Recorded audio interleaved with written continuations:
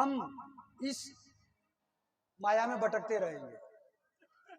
हमारे शास्त्र इस माया से परे होने का उपाय हमारे शास्त्र बताते हैं। हमारे जो ऋषि मुनि थे वो हमें इसीलिए शास्त्र लिख कर गए हैं कि आने वाली जो पीढ़ी होगी उनका मार्गदर्शन होता रहेगा। वो तो बीच में कुछ मुगल साम्राज्य आया और उसमें हमारे शास्त्रों को जलाया गया था। वो जलाया भी इतना कि उनकी औरतों ने हमारे शास्त्रों को जला जला करके, वो गर्म पानी करके उस शास्त्रों को जला करके और स्नान किया। कितने शास्त्र जलाए हमारे। जैसे बत्ती चलती है ऐसे बत्ती चली, शास्त्रों को जलाया। किस लिए जलाया? सनातन धर्म को नष्ट करने के लिए विधर्मियों ने। हमारा शास्त्र हमें क्या खाना चाहिए, क्या पीना चाहिए, कैसे रहना चाहिए, जीवन में क्या करना चाहिए, ये सब हमारा शास्त्र हमें बताता है। आज जो विज्ञान, आज का विज्ञान जो खोज कर रहा है, वो खोज तो हमारे शास्त्रों ने हजारों वर्ष पहले कर दी साहब, पहले कर दी। आज विज्ञान भी अगर चल रहा है और खोज कर रहा है तो हमारे शास्त्रों को पढ़ के कर रहा है। वो हमारे शास्त्रों में लिखा है, कोई भी संकट हो, कोई भी समस्या हो, आप रामायण को खोलो, आपका समाधान मिल जाएगा। कैसा ही संकट हो, जब आपको कोई रास्ता नजर नहीं आ रहा है, कहां जाऊंगा, गीता जी को खोल लो, आपको रास्ता नजर आ जाएगा। ये हमारे जो संत थे पहले, वो हमें ये सुविधा देके गए हैं। करना हमारा है, हम नहीं करें दोष भगवान को दे, गलत है। सुखदेव जी महाराज कह रहे हैं, परीक्षित, भगवान के 16,108 विवाह हुए हैं। कितने हुए? 16,108। परीक्षित जी पूछ रहे हैं, गुरुदेव भगवान का दूसरा विवाह किसके साथ हुआ? गुरुदेव कह रहे हैं, राजन, भगवान का दूसरा विवाह जाम्बवती जी से हुआ है। कैसे हुआ? भगवान रुक्मणी जी के साथ द्वारिका नगर में रह रहे हैं। एक दिन क्या है, सत्राजित सभा में आया और सत्राजित के पास ऐसी मणि थी जो भगवान सूर्य ने दी थी उसको, स्वमंतक मणि। ऐसी मणि थी जो 2 क्विंटल सोना रोज देती थी। 8 बार सोना देती थी मणि और 2 क्विंटल सोना रोज देती थी। वो मणि चमकती थी सूर्य जैसी। भगवान ने सत्राजित से कहा, भैया ये मणि तू राजकोष में दे दे। ये मणि अगर राजकोष में रहेगी तो यहां जो सोना होगा वो सोना जनता में काम आएगा। राजकोष का धन जनता में काम आता है। जो भी राज्य में समस्या आएगी वो समस्या के लिए हम ये धन को काम लेंगे। सत्राजित ने कहा कि मेरी मणि है, भगवान सूर्य से मुझे मिली है, मैं नहीं दूंगा। भगवान ने कहा, आगे तो तुम्हारी मर्जी है, आप दो या ना दो, मेरा तो फर्ज ही है तुम्हें बताने का। सत्राजित ने वो मणि नहीं दी। एक दिन क्या हुआ, ये सत्राजित, इसका भाई कहीं उस मणि को लेकर जंगल में घूमने चला गया। जंगल में चला गया तो वहां इसको शेर ने मार दिया और वो मणि शेर ने ले ली। थोड़ा शेर आगे गया तो इसको रीछ मिल गया शेर को। उस रीछ ने शेर को मार दिया और वो मणि लेकर गुफा में चले गए। रीछ थे जामवंत। कौन? जामवंत जी। अब यहां नगर में जैसे ही सत्राजित को मालूम पड़ा कि मेरी मणि मेरे भाई से किसी ने छुड़ा ली और मेरे भाई को मार दिया, तो ये मणि मन में उदास है, चिंता कर रहा है, किंतु किसी को बता नहीं रहा है। कह नहीं रहा है। क्यों नहीं कह रहा है? कि ये हमारे देश के राजा हैं, कहीं मैं भगवान का नाम ले दूं तो मुझे सजा देंगे। एक दिन इसकी पत्नी ने पूछा इससे कि स्वामी आप ये बताइए कि आप किस बात की चिंता करते हैं? आपके मुखमंडल पर हमेशा चिंता रहती है। सत्राजित ने कहा, देवी मुझे ऐसा लगता है कि ये जो मणि ली है ना, मेरे भाई को मारा है, ये द्वारिकाधीश भगवान श्री कृष्ण ने मारा है। पत्नी कह रही कि भगवान तो ऐसा नहीं कर सकते, वो ऐसा क्यों करेंगे? सत्राजित ने कहा कि एक दिन द्वारिकाधीश ने मुझसे मणि मांगी थी और मैंने उनको मणि नहीं दी थी, तो मुझे ऐसी शंका है कि हो ना हो उन्होंने ही मेरे भाई को मारा है। किंतु तू ये बात किसी को बताना मत, वो हमारे देश के राजा है और हमारे पास कोई सबूत नहीं है, हमें सजा भी दे सकते हैं। पत्नी ने कहा किसी से नहीं कहूं, किंतु माताओं के पेट में कोई बात टेरती नहीं है, रुकती नहीं है। तो धर्म राज्य का श्राप है। इसने इसकी सहेली को कह दिया कि तू किसी को बोलना मत, मैं तुझसे। सहेली ने दूसरी सहेली को कह दिया। धीरे धीरे वो बात वहीं पहुंच गई जहां नहीं पहुंचनी थी, भगवान के पास पहुंच गई। भगवान ने मन में विचार किया कि ये चोरी का कलंक मुझे क्यों लगा? मैंने कोई चोरी नहीं की, ना मैंने मणि ली है, ये चोरी का कलंक क्यों लगा? गुरुजी से पूछा भगवान ने, गुरुदेव मुझे ये बताइए आप कि मुझे चोरी का कलंक क्यों लगा? मैंने चोरी नहीं की।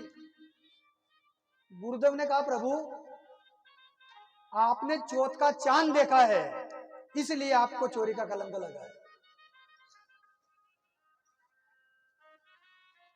और साथ चांद को श्राप है गणेश जी का। एक दिन गणेश जी बढ़िया तैयार होके सज धज के कहीं जा रहे थे। अचानक गणेश जी को ठोकर लगी, वो गिर गए। अब गणेश जी का शरीर तो यूं ही भारी है साहब, गिर गए। जैसे ही गिरे तो चंद्रमा देख रहा था, चंद्रमा हंस दिया। चंद्रमा हंसा तो गणेश जी ने श्राप दे दिया, तू मुझे देख के हंस रहा है, मैं तुझे श्राप देता हूं कि आज के दिन, चौथ के दिन, जो तुझे देखेगा उसे चोरी का कलंक लगेगा। तो ये चांद भगवान ने देख लिया था, भगवान को चोरी का कलंक लग गया। भगवान ने मन में विचार किया कि मुझे जो कलंक लगा है, इस कलंक को तो मैं दूंगा। बदनामी हो रही है, लोग मुझे राजा के रूप में देखते हैं, और राजा की बदनामी तो पूरे देश की बदनामी। भगवान इस मणि को ढूंढने के लिए जंगल में गए तो क्या देखते हैं कि एक शेर मरा पड़ा है और वहां पर भालू के पैर बन रहे हैं मिट्टी में। तो भगवान पैर को देखते देखते इस रीछ की गुफा में चले गए। जैसे ही गुफा में गए तो क्या देखते हैं कि रीछ की कन्या उस मणि से खेल रही है। भगवान ने कहा कि ये मणि तू मुझे दे दे। इतने में उनके पिताजी आ गए कन्या के, ऋच राज जामवंत जी। दोनों में युद्ध हुआ, भयंकर युद्ध हुआ। जैसे ही भगवान ने मुष्टिक प्रहार किया तो ऋच की सारी हड्डियां जवाब देने लग गई। जामवंत जी ने कहा कि प्रभु, मैं आपको पहचान गया, आप वही राम हो जिसकी मैंने सेवा की है।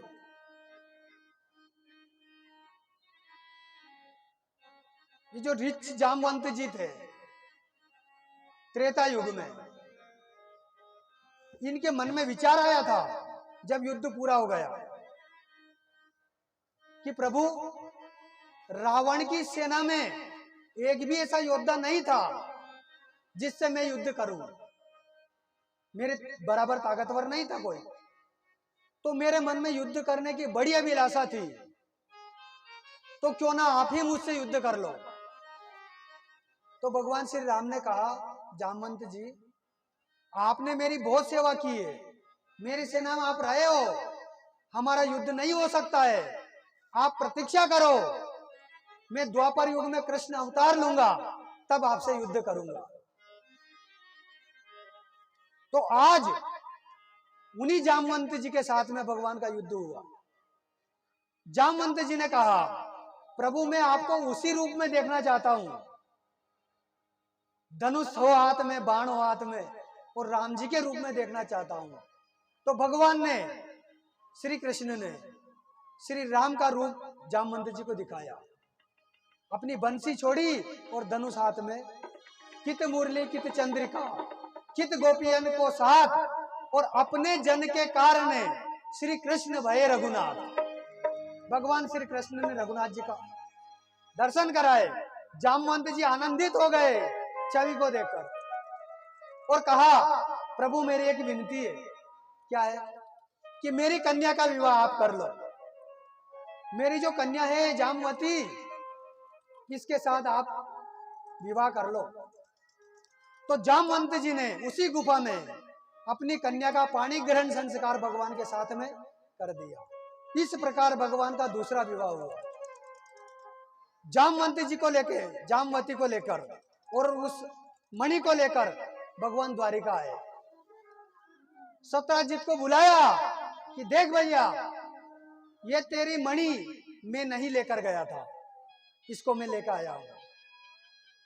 अब साथ सत्यजीत को शर्म आई, शर्माया है कि मैंने भगवान के ऊपर झूठा कलंक लगाया, क्या करूं। इसने कहा, प्रभु एक काम करो। क्या करें? कि मेरी कन्या के साथ आप विवाह कर लो।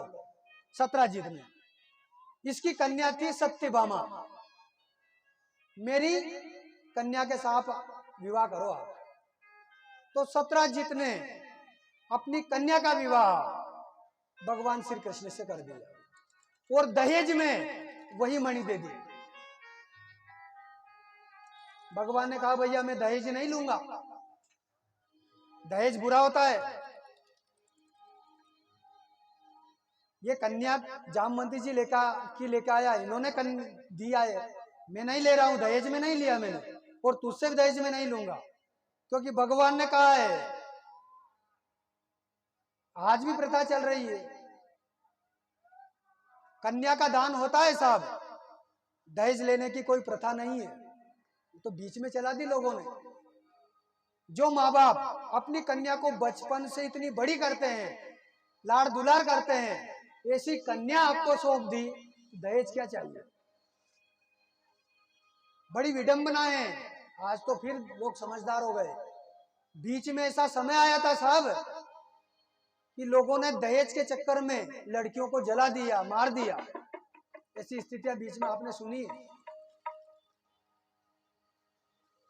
कन्या से बड़ा कोई धन होता है? जिस माँ बाप ने इतनी सुंदर कन्या हमको दे दी, क्या काय का धन चाहिए? भगवान ने कहा, मेरे को धन नहीं चाहिए, तेरी मणि तेरे पास रख, मैं तो तेरी कन्या से विवाह करूंगा। विरोध किया भगवान ने दहेज का, दहेज नहीं लेना चाहिए। भगवान कहते हैं कि कभी भी दिखावा नहीं करना चाहिए। भगवान दिखावा से प्रसन्न नहीं है साहब। भगवान कहते हैं निर्मल मन जन सो मोहि पावा और मोहे कपट छल छिद्र न भावा। जिसका निर्मल मन होगा, जो शुद्ध आत्मा होगा, वही मुझे पसंद है। छल कपट मुझे पसंद नहीं है। मुझे निर्मल मन चाहिए। मुझे तेरा पैसा नहीं चाहिए, मुझे तेरा धन माया नहीं चाहिए, मुझे तेरा निर्मल मन निर्मल चाहिए। और हमारे पास वही नहीं है साहब। सब कुछ है, हमारा मन निर्मल नहीं है। हम बहुत कथाएं सुन रहे हैं, सत्संग में जा रहे हैं, किंतु हमारे मन को निर्मल नहीं बना रहे। जब तक हमारी इंद्रियां हमारे बस में नहीं रहेगी, तब तक हमारा मन निर्मल नहीं होगा। 5 कर्मेंद्रियां और 5 ज्ञानेंद्रियां, 10 इंद्रियां हमारे बस में हो जाएगी, उसी दिन हमारा मन हमारे बस में हो जाएगा। ये मन छलांगे मारता है। कथा में हम बैठते हैं, पर हमारा मन कहीं और रहता है। किसी संत ने कहा है, ये मन मारा कहीं विधि रे समझाओ रे थारे, कहीं विधि रे समझाओ।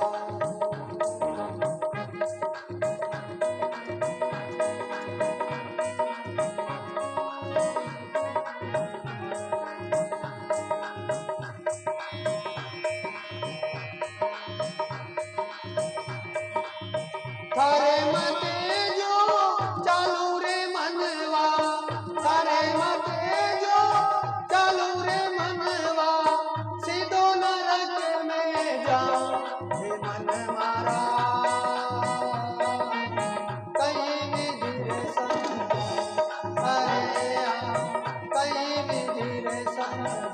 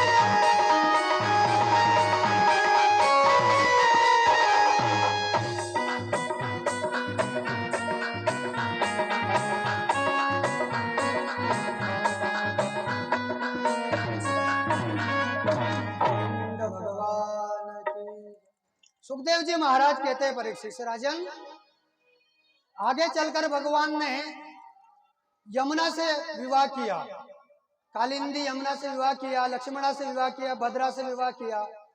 इस प्रकार से भगवान के 8 विवाह हो गए, 8 विवाह हो गए। एक दिन भगवान पहुंचे भौमासुर के यहाँ। ये भूमिपुत्र था, इसने 16,000 राजाओं की कन्याओं को अपनी कैद में बंद कर रखा था। 16,100 कन्याओं को इसने विचार किया था कि जिस दिन 20,000 कन्याएं हो जाएंगी उसी दिन एक साथ में मैं इनके साथ विवाह करूंगा। भगवान पहुंच गए भौमासुर का, और भगवान श्री कृष्ण का युद्ध हुआ। युद्ध में भगवान ने भौमासुर को मार दिया और 16,100 कन्याओं से कहा आप आपके घर जाओ। सब कन्याओं ने कहा प्रभु हम कहां जाएं? हमसे कोई विवाह नहीं करेगा और हमें कोई घर आने नहीं देगा। क्यों? क्योंकि हम इस दुष्ट की जेल में बंद थी। या तो आप हमसे विवाह करो या हम आत्महत्या करें। तो भगवान ने उनको बचाने के लिए 16,100 विवाह एक ही लग्न में किया। इस प्रकार से भगवान के 16,108 विवाह हुए। भगवान रह रहे हैं द्वारिका में, आनंद छा रहा है। यहां भगवान का मित्र सुदामा जो गुरुकुल में पढ़ा था, उनकी पत्नी सुशीला एक दिन कहती है सुदामा जी से, स्वामी हमारे घर में बहुत गरीबी है और आप कहते हो कि द्वारिकाधीश आपके मित्र है, तो क्यों ना आप आपके मित्र से मिलने चले जाओ। सुदामा जी ने कहा देवी ये तो तुमने बहुत अच्छी बात कही है। मेरा मित्र से मिलने का मेरा भी बहुत बड़ा मन कर रहा था, किंतु मैं मांगने नहीं जाऊंगा। और साहब सुदामा जी गरीब जरूर थे किंतु दरिद्र नहीं थे। बहुत सारे बोल देते हैं कि गरीब दरिद्र थे, दरिद्र नहीं थे।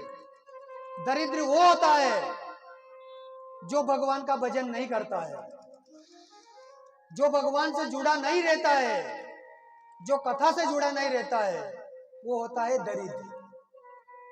सुदामा जी गरीब थे किंतु दरिद्र नहीं थे। सुदामा जी ने कहा मैं जाऊंगा किंतु खाली हाथ नहीं जाऊंगा, मेरे गोविंद के यहां कुछ लेकर जाऊंगा। तो घर में कुछ भी देने के लिए नहीं है साहब, इतनी गरीबी है सुदामा के यहां। हम तो 15 दिन में एक दिन ग्यारस करते हैं, 15 दिन में एक दिन एकादशी करते हैं। सुदामा के घर में रोज एकादशी होती थी। अरे सुदामा जी के यहां तो चूहे भी एकादशी करते थे, इतनी गरीबी थी, बहुत गरीबी थी।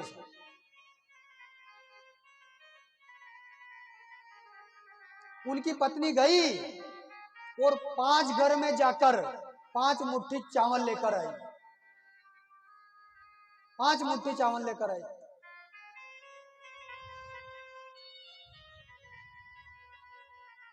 सुशीला समझदार थी, वो जानती थी कि मैं अलग अलग घर से अगर चावल लाऊंगी, चावलों का कलर अलग अलग होगा, कहीं का दाना बड़ा होगा, कहीं का छोटा होगा, कहीं का दाना पीला होगा, कहीं का सफेद होगा, तो मेरे गोविंद समझ जाएंगे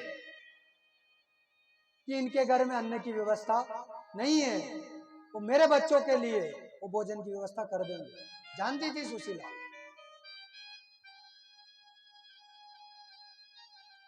सुदामा जी वो 5 मुट्ठी चावल लेकर और 5 घर के जो आए थे चावल, उनको एक कपड़े में बांधा और कपड़ा भी कैसा साहब, उसमें भी 5 तरह के कपड़े लगे हुए थे, एक कपड़ा नहीं था। जिन कपड़े में चावल बांधे थे वो कपड़ा भी 5 कलर का था, ताकि भगवान समझ जाए कि इनके घर में कपड़े की व्यवस्था भी नहीं है। सुदामा जी को भेज दिया, और सुदामा जी जा रहे हैं द्वारिका की तरफ। चले श्याम सुंदर से मिलने सुदामा, चले श्याम सुंदर से मिलने सुदामा, चले श्याम सुंदर से मिलने सुदामा, गरीबी अमीरी का क्या है ठिकाना, गरीबी अमीरी का क्या है ठिकाना।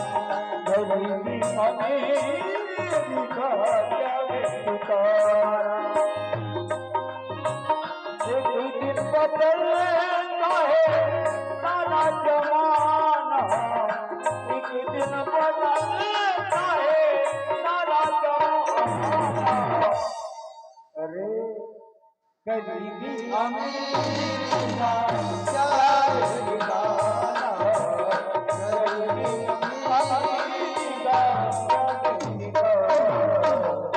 कोई फिक्स नहीं है कब अमीर गरीब बन जाए, वो कब गरीब अमीर बन जाए साहब, उसकी लीला का कोई पार नहीं है। वो चाहे उसको भिखारी बना दे और भिखारी को चाहे तो राजा बना दे।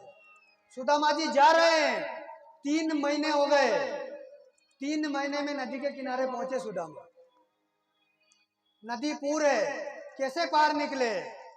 भगवान ने मन में विचार किया कि मेरा भक्त मुझसे मिलने आ रहा है, ये नदी को देखकर कहीं वापस ना पलट जाए। तो भगवान नौका लेकर आ गए, बीच में आ गए नदी में। केवट के रूप में सुदामा जी से कहा, ब्राह्मण देवता कहाँ जा रहे हो। सुदामा ने कहा, भैया मैं द्वारिका जा रहा हूं मेरे मित्र से मिलने के लिए, द्वारिका जा रहा हूं। आप मेरे को आपकी नाव में बिठा सकते हो। केवट ने कहा, आपके पास पैसा है, पैसा वैसा लाए घर से। सुदामा जी ने कहा भैया पैसा तो नहीं है, फ्री में अगर उतारते हो तो उतार दो। आज भगवान ने कहा आप बैठो। नाव में सुदामा को बिठाया और उस पार छोड़ दिया। कुछ भोजन की व्यवस्था की कि मेरे पास कुछ खाने का है, आप भोजन कर लो। सुदामा जी ने कहा कि मेरे बच्चे मेरे घर भूखे हैं, मैं भोजन नहीं कर सकता। तो आज सुदामा का ये शब्द सुनकर भगवान की आंखों में आंसू आ गए कि मेरा मित्र होकर के इसके घर में आज गरीबी है। कर्म का जो फल होता है वो भोगना पड़ता है। पेड़ की छांव में सुदामा को नींद आ गई और उसी नींद में भगवान ने द्वारिका में लाके छोड़ दिया सुदामा को। कैसे जाएगा, पैदल छोड़ दिया द्वारिका। जैसे ही नींद खुली क्या देखते हैं, बड़े बड़े महल बने हैं, घंटियों की आवाज आ रही है, शंख झालर की आवाज आ रही है। सुदामा ने एक भैया से पूछा, क्यों भैया ये कौन सा नगर है? उसने कहा ये द्वारिका है। द्वारिका? एक नींद में द्वारिका आ गई। सुदामा जी पूछते जा रहे हैं, भगवान के महल के दरवाजे के पास पहुंच गए। जैसे ही सुदामा जी पहुंचे, दो द्वारपाल खड़े थे, जय और विजय। किसी ब्राह्मण को देखा दरवाजे पर आया हुआ, उन्होंने प्रणाम किया। कहा ब्राह्मण देवता कैसे आना हुआ? सुदामा जी ने कहा कि द्वारिकाधीश मेरे मित्र हैं और मैं उनसे मिलने के लिए आया हूं। द्वारपाल ने कहा कि वैसे तो हमारे भगवान के दरवाजे ब्राह्मण के लिए 24 घंटे खुले हैं।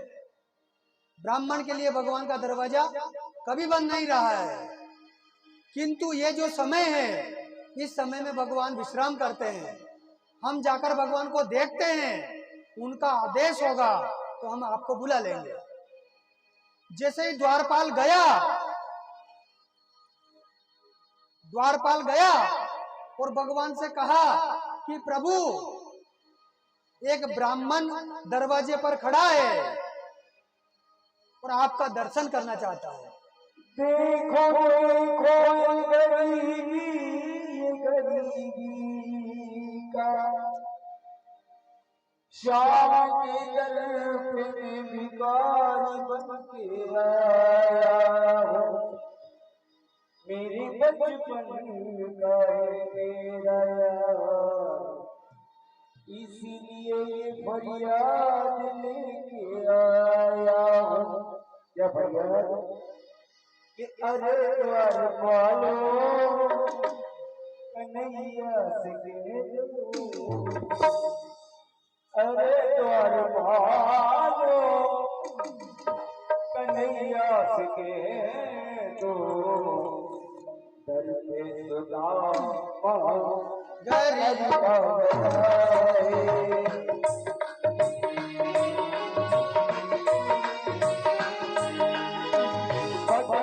भटकते जाने कहाँ से,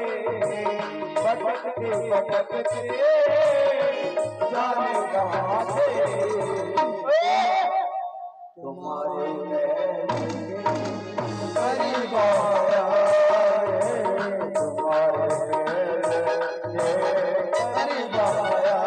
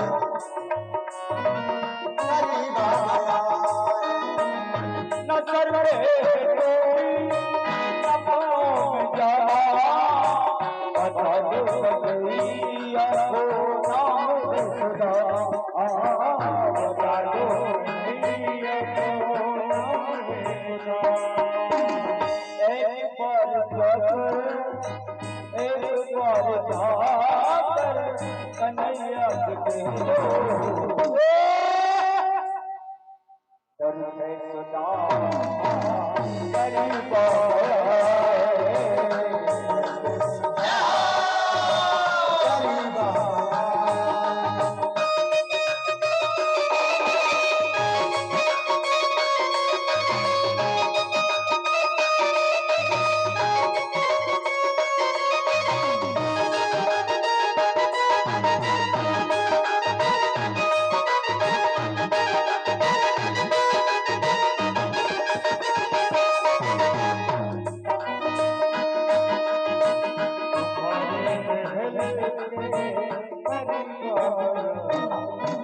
द्वारपाल जैसे ही पहुंचा, भगवान पूछ रहे कैसा ब्राह्मण है।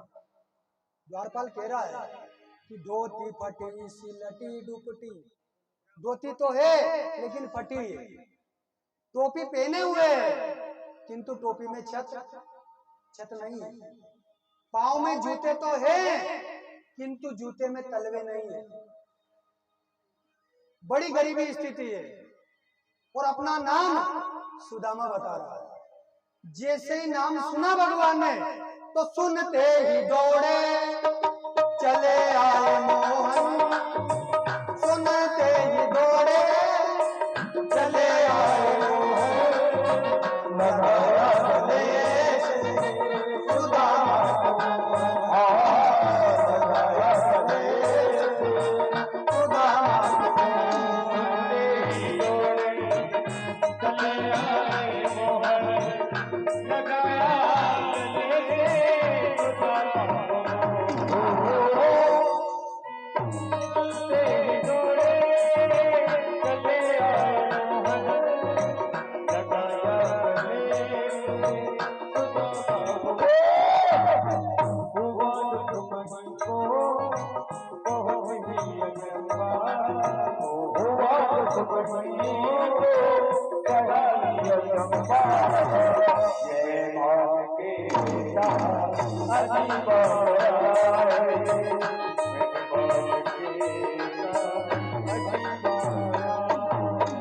जैसे ही भगवान दौड़े तो कहीं तो पीताम्बर गिर गया भगवान का। भगवान दौड़ रहे हैं, नंगे पैर से दौड़े भगवान। भगवान ने कहा है कि तू मेरे लिए एक कदम चलता है तो मैं तेरे लिए 100 कदम चलने के लिए तैयार हूं। पूरी सभा आश्चर्य हो गई साहब, अचंभित हो गई कि ऐसा कौन आ गया आज जिसके लिए भगवान दौड़ रहे हैं। गर्मी में नंगे पैर बालू रेत में दौड़ रहे हैं। पहुंच गए दरवाजे पर और सुदामा जी को गले से लगा लिया भगवान। कहा सुदामा बहुत देर कर दी तूने आने में, बहुत समय कर दिया भैया, इतने दिन का कहाँ था, कहाँ रहा। लेकर आए भगवान सुदामा जी को महल में अंदर लाए साहब, ला करके अपने सिंहासन में सुदामा जी को बिठा दिया। रुक्मणी जी से कहा रुक्मणी जल भर कर लाओ, आज मैं मेरे मित्र के पैर धोऊंगा। रुक्मणी जी को विलंब हो गया पानी लाने में, तो कहते हैं पानी परात को हाथ छुओ नहीं और नैनन से पग धोए। भगवान ने नैन से, जल से, आंसुओं से सुदामा जी के पैर धोए। धार बह रही है भगवान श्री कृष्ण के आंख से, आंसू की धार बह रही है और सुदामा जी के चरण धो रहे हैं। पैर में देखते हैं तो कांटे लगे हुए हैं, एड़ियां फटी हुई है, खून निकल रहा है, मांस निकल रहा है। भगवान ने आंसुओं से चरण धोए, कांटे निकाले, एक कांटा नहीं निकला तो भगवान ने अपने दांत से सुदामा जी का कांटा निकाल दिया, दांत से निकाल दिया। सुदामा जी कह रहे हैं गोविंद ये क्या कर रहे हो आप, मेरे पैर मिट्टी में लगे हुए हैं, आप दांत से कांटा निकाल रहे हो। भगवान ने कहा कि आप जैसा ब्राह्मण बिरले को मिलता है, अगर मित्रता का धर्म निभाना है तो भगवान से शिक्षा लेनी चाहिए। क्या होता है मित्र? आज के मित्र दूसरे मित्र को कब नीचे गिर जाए ये सोचते हैं, देख के तरक्की जलन करते हैं। मित्र वो होता है जो अपने मित्र को दुख में साथ देता है। जब हमारे पास धन होता है तो हजारों मित्र होते हैं, परिस्थिति में जो साथ दे वही सच्चा मित्र है, वही सच्चा मित्र है। सुदामा जी का कांटा अपने दांतों से निकाला भगवान ने, ये होते हैं मित्र। आदरणीय हमारे भाई साहब सुस्तानी जी बता रहे हैं, आपका स्वागत है। मंच पे विराजमान है, मंच पे आए। तो जोर से तालियों के साथ सम्मान हो जाए। गोविंद लाल की ओ मुझे वृंदावन धाम बसाले रसिया, ओ बसाले रसिया, मीठी बांसुरी की तान सुना ले रसिया।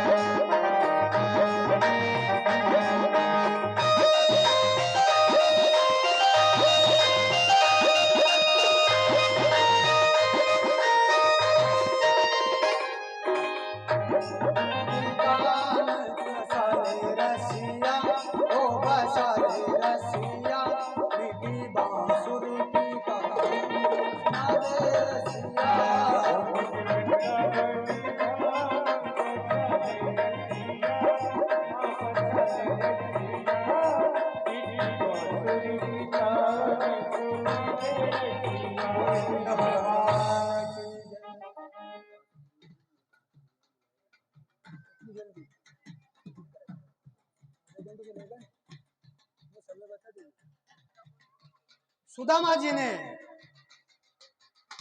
भगवान से कहा, प्रभु मेरे पैरों में मिट्टी लगी हुई है, आप मुंह मत लगाओ। भगवान ने कहा, ऐसे बिरला ही ब्राह्मण होते हैं जो आप जैसे हमें मिलते हैं। अब भगवान ने सुदामा जी से कहा, क्यों भैया बहुत दिनों बाद आए हो, मेरी भाभी ने कुछ हमारे लिए भेजा होगा, मेरी भाभी ने कुछ न कुछ तो भेजा होगा। तो आज सुदामा जी झूठ बोल गए साहब। सुदामा जी ने विचार किया कि मेरी पत्नी ने मुझे चावल दिए हैं और ये इनके यहाँ तो 56 प्रकार के पकवान बनते हैं, इनके तो 16,108 रानियां हैं। ये रानियां मुझे क्या कहेगी कि भेंट भी देने के लिए लाए, तो क्या लाए? चावल। तो सुदामा जी शर्मा गए और आज झूठ बोल दिया कि नहीं भैया मैं तो कुछ भी लेकर नहीं आया, कुछ भी नहीं लाया। भगवान कह रहे हैं, सुदामा तूने वहां भी झूठ बोला था और तू यहां भी झूठ बोल रहा है। जब हम लोग गुरुकुल में थे तो तूने चने खाए थे, तब वहां भी झूठ बोला था कि दांत की आवाज आ रही है, और तू यहां भी झूठ बोल रहा है। भगवान कह रहे हैं कि वहां तूने मुझे पीठ पीछे झूठ बोला था, किंतु तू यहां सन्मुख झूठ बोल रहा है।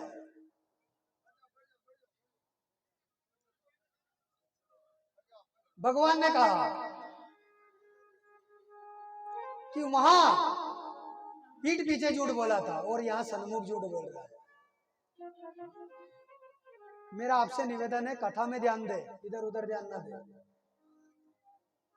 क्योंकि आपका मन इधर उधर जाएगा ना तो कथा छूटेगी। कथा नहीं छूटनी चाहिए, क्योंकि आज समय भी कम है मेरे पास, इसलिए सुने। भगवान ने कहा कि भैया तुझे मालूम है हम लोग गुरुकुल में कैसे पढ़ाई करते थे? सुदामा जी ने कहा हाँ मुझे मालूम है। तो तुझे ये भी मालूम होगा कि हम जंगल में लकड़ियां काटने गए थे? सुदामा जी ने कहा मुझे मालूम है। तो आपको यह भी मालूम होगा कि वहां आपने वो चने,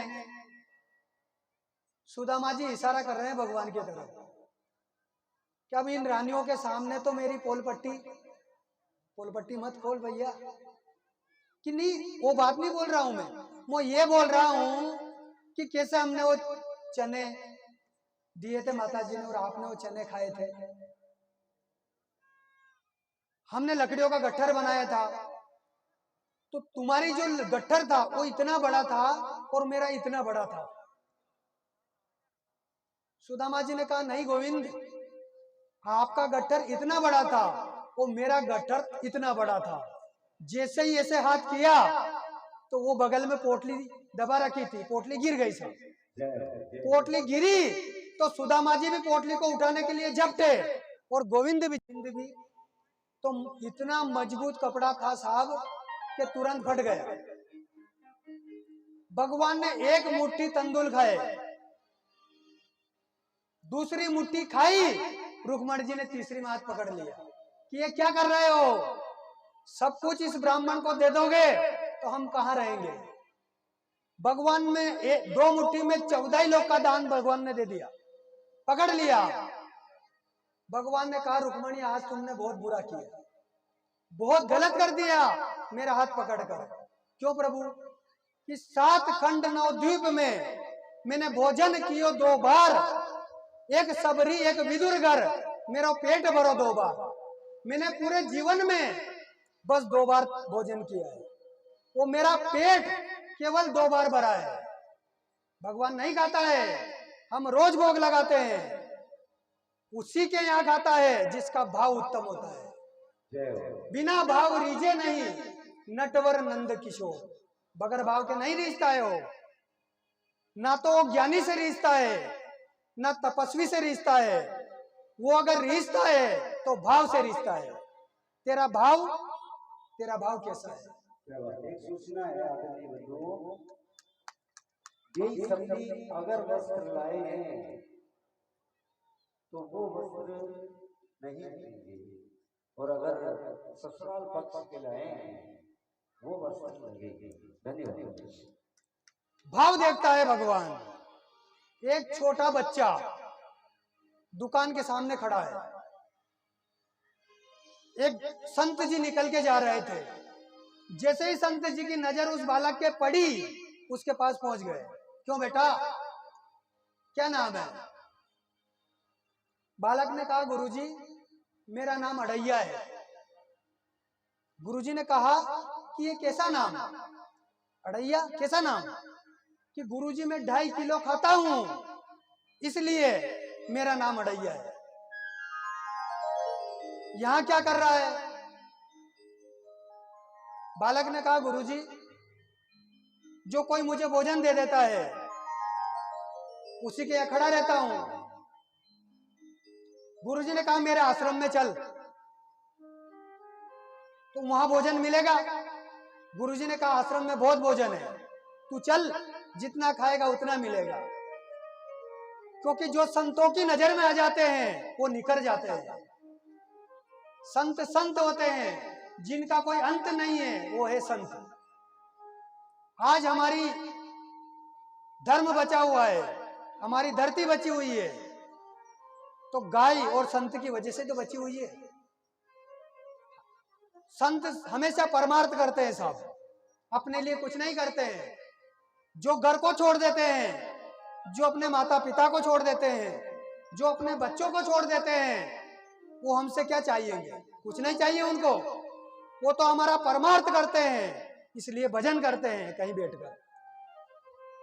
बिरले संत होते हैं, इसलिए संतों का सम्मान करना चाहिए। और हमारा भी सौभाग्य है कि हमारे बीच में गुरुदेव बैठे हैं। तो संत की नजर पड़ गई, बच्चे को आश्रम में ले आए, भोजन कर रहा है। एक दिन एकादशी आ गई, 11 आ गई, और आज भी 11 है। सभी को 11 होगा, व्रत तो होगा, सभी को करते हैं सब। एकादशी आ गई, आश्रम में घोषणा हो गई कि आज भोजन नहीं बनेगा। अड़ैया आया गुरुजी के पास, क्यों गुरुजी, आपने बोला था कि रोज भोजन मिलेगा, तो आज आश्रम में भोजन नहीं बन रहा है, तो मैं भूखा नहीं रह सकता, मुझे भोजन करना है। गुरुजी ने कहा, बेटा आज तो एकादशी है, आज के दिन भोजन नहीं करते हैं। अड़ैया ने कहा, मैं नहीं जानता, मैं तो आश्रम छोड़ के जा रहा हूं। गुरुजी ने कहा, एक काम कर, आश्रम छोड़ के मत जा, मैं तुझे आटा, दाल, नमक, मिर्ची सब देता हूं, जंगल में जाकर भोजन बना ले और भोजन कर ले। गुरुजी ने उसको 2.5 किलो आटा दे दिया, दाल दे दी और नमक मिर्ची सब दे करके कहा, जा भोजन बना ले। वो गुरुजी ने कहा, भोजन बनाए तो एक बात का ध्यान रखना, क्या, कि जैसे ही भोजन कंप्लीट तैयार हो जाए, भगवान को भोग लगाकर खाना। भगवान से कहना कि मेरे ठाकुर आओ भोग लगाओ। अड़ैया पहुंच गए जंगल में साहब, बढ़िया दाल बनाई, बाटी बनाई, पूरी पत्तल कंप्लीट हो गई। जैसे ही भोजन करने लगा, याद आ गई कि गुरुजी ने कहा था कि ठाकुर जी को भोग लगाए बगैर भोजन नहीं करना है। तो हाथ जोड़कर कहा अड़ैया ने, हे मेरे गुरु के ठाकुर, आओ और भोजन भोग लगाओ। जब भाव से कहा तो भगवान श्री राम आ गए साहब, आ गए और भोजन करने लग गए, भोजन करने लग गए। जैसे ही अड़ैया ने आंखें खोली, अड़ैया ने आंखें खोली तो क्या देखता है कि भगवान भोजन कर रहे हैं। इसने पूछा, कौन हो आप, आपका नाम क्या है। भगवान ने कहा कि मैं वही हूं जिसको तूने बुलाया है, मैं वही हूं, तेरे गुरु का ठाकुर हूं मैं। 2.5 किलो ही भगवान खा के चले गए, 2.5 किलो खा गए और चले गए। ये रह गया भूखा। आश्रम में गया और आश्रम में जाकर सारे बर्तन बड़ी दिए, फेंक दिए। गुरुजी, आपको पता था कि आपके ठाकुर आएंगे तो मुझे 5 किलो आटा देना था, मैं तो भूखा रह गया, आपके ठाकुर पूरा खा गए। गुरुजी मन में विचार कर रहे हैं कि मेरी जिंदगी बीत गई भोग लगाते लगाते, भगवान ने आज तक नहीं खाया तो इसके यहां कैसे खा लिया। आश्चर्य कर रहे हैं। फिर 15 दिन निकले, वो फिर 11 आई, एकादशी आ गई। फिर आश्रम में घोषणा हो गई कि आज भोजन नहीं बनेगा। अड़ैया फिर गुरुजी के पास आया, क्यों गुरुजी, आज भी। गुरुजी ने कहा, बेटा आज एकादशी, तो ये तो 15 दिन पहले आई थी ना, फिर आ गई। गुरुजी ने कहा कि हर 15 दिन में आती है,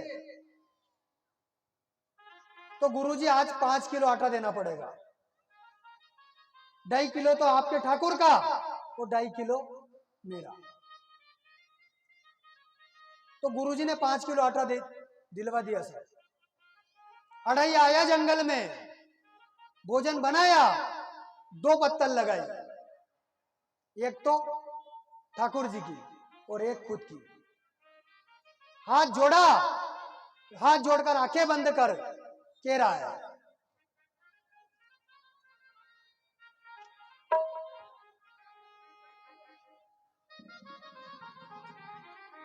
5 मिनट तो देना पड़ेगा यार, कथा तो पूरी करनी पड़ेगी। जैसे ही इसने हाथ जोड़कर प्रार्थना की तो भगवान राम जी आने लगे अयोध्या से। सीता जी ने हाथ पकड़ लिया कि कहाँ जा रहे हो? अगली एकादशी पे फलार नहीं किया था, कहाँ जा रहे हो? भगवान ने कहा कि मेरा भक्त बुला रहा है और मैं वहां जा रहा हूं। सीता जी ने कहा मैं भी चलूंगी। तो राम जी और सीता जी दोनों आ गए और 5 ही किलो खा गए। अड़ैया की वापस एकादशी हो गई। इस प्रकार से भगवान ने 5 एकादशी करवा दी उसकी। तो भगवान भाव का भूखा है साहब, भगवान को कुछ नहीं चाहिए। आज सुदामा जी के चावल खाए और यहाँ विश्वकर्मा को आदेश दे दिया, सुंदर महल बना दिया सुदामा का।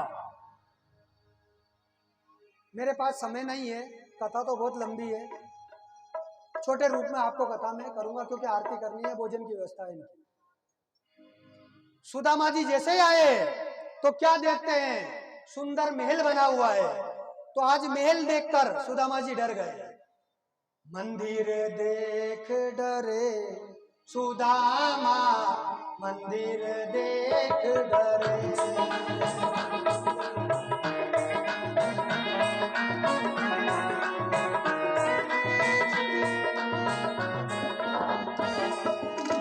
यहाँ तो थी मेरी बूढ़ी गैया, यहाँ तो थी मेरी बूढ़ी गैया, यहाँ तो थी मेरी बूढ़ी गैया, यहाँ तो थी मेरी बूढ़ी गैया।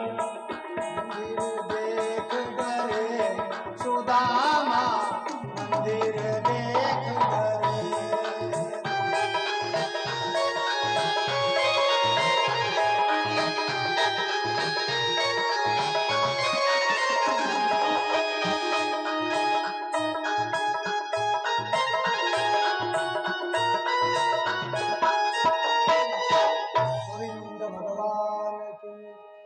आज सुदामा ने क्या देखा कि जहां झोपड़ी थी वहां महल बन गए, जहां गायें बंधी थी वहां हाथी बंधे हुए। जैसे ही सुशीला आई, सुशीला ने सुदामा जी की आरती की। सुदामा जी ने कहा कि ये क्या है? सुशीला ने कहा कि जैसे ही आप द्वारिका गए और भगवान कृष्ण यहाँ आए और कंचन महल बनाकर चले गए, तो मेरे भगवान ऐसे दयालु है साहब। सुदामागर जी के यहाँ आनंद कर दिया। आगे चलकर गुरुदेव कहते हैं राजा परीक्षित जी से, राजन यदुवंश का संहार हुआ, सारे यदुवंशी आपस में लड़ करके खत्म हो गए और भगवान गोलोक धाम को चले गए। गुरुदेव ने कहा, राजन आज 7वां दिन है और आज तक्षक आने वाला है, इसलिए आप व्यासपीठ का पूजन करो क्योंकि मेरा जाने का समय आ चुका है। परीक्षित जी महाराज ने गुरुदेव का पूजन किया। वो गुरुदेव वहां से प्रस्थान किए। यहाँ तक्षक चला और फूल की टोकरियों में आकर बैठकर आया। परीक्षित जी महाराज का तो पहले ही गोलोक धाम में चले गए थे, केवल शरीर पड़ा था। तक्षक ने आके डसा, वो शरीर राख हुआ। आगे उनके पुत्र जन्मेजय जी ने सर्प यज्ञ करवाया, सारे सर्पों की आहुति दी। नागदा में यज्ञ हुआ था। ब्रह्मा जी ने आके यज्ञ को रुकवाया कि तुम्हारे पिता को तक्षक ने नहीं काटा है, वो तो पहले ही जा चुके थे। इस प्रकार से यज्ञ को रुकवाया। आगे चलकर मार्कंडेय ऋषि की कथा कहते हैं और सुखदेव जी महाराज कथा को विश्राम देते। आइए हम भी कथा को विश्राम देंगे। सभी अपने हाथ खड़े कर कर 3 बार मेरे साथ में उच्चारण करें, इससे हमारे पापों का जितने पाप हुए वो पाप यहाँ कट जाते हैं। हरये नमः, हरये नमः, हरये नमः, हरये नमः, अच्युतम केशवम राम नारायण